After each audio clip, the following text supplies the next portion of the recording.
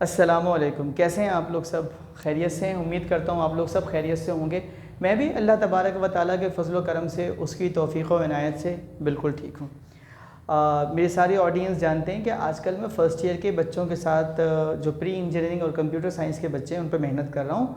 और मैं मैथमेटिक्स में चैप्टर नंबर 2 से मैंने स्टार्ट लिया हुआ है इस साल फ़र्स्ट ईयर का। 2.1 हमारी एक्सरसाइज जारी व सारी है। 2.1 जो एक्सरसाइज है या चैप्टर नंबर 2 जो है, it's about matrices and determinants. Determinant तो खैर आगे जाकर 2.3 में और उसके आगे जाके कहीं शुरू होगा।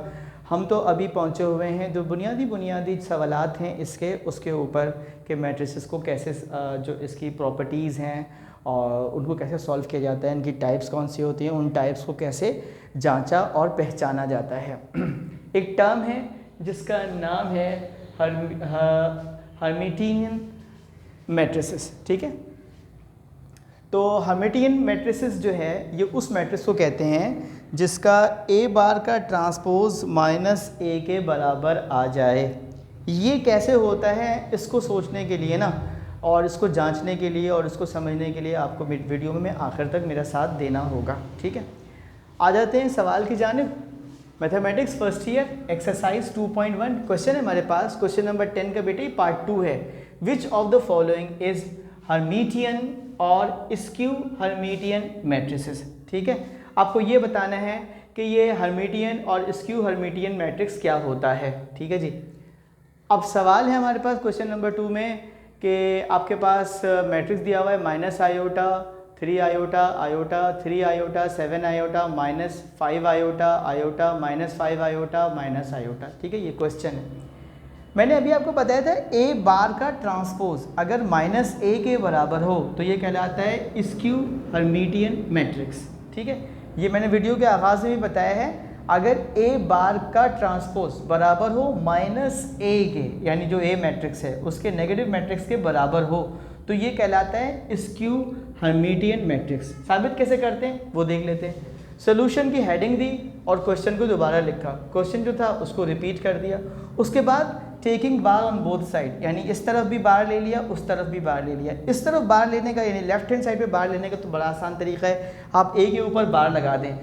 राइट हैंड साइड पे बार लेने का तरीका क्या है, आप साइन को चेंज कर दें। नेगेटिव है तो पॉजिटिव कर दें, पॉजिटिव है तो नेगेटिव कर दें। देखिए नेगेटिव था पॉजिटिव हो गया, पॉजिटिव था नेगेटिव हो गया, पॉजिटिव था नेगेटिव हो गया, पॉजिटिव था नेगेटिव हो गया, पॉजिटिव था नेगेटिव हो गया, नेगेटिव था पॉजिटिव हो गया, पॉजिटिव था नेगेटिव हो गया, नेगेटिव था पॉजिटिव हो गया, नेगेटिव था पॉजिटिव हो गया। यानी हमने इसके जो साइन थी ना वो चेंज कर दी, इस पर बार आ गया। ओके, अब इसका ट्रांसपोज लेते हैं। ट्रांसपोज लेने का मतलब क्या होता है, रॉ को कॉलम और कॉलम को रो बना दीजिए। तो मेरी ये रॉ थी ना R1, R2, R3, इसको मैंने कर दिया क्या चीज़, C1, C2, C3।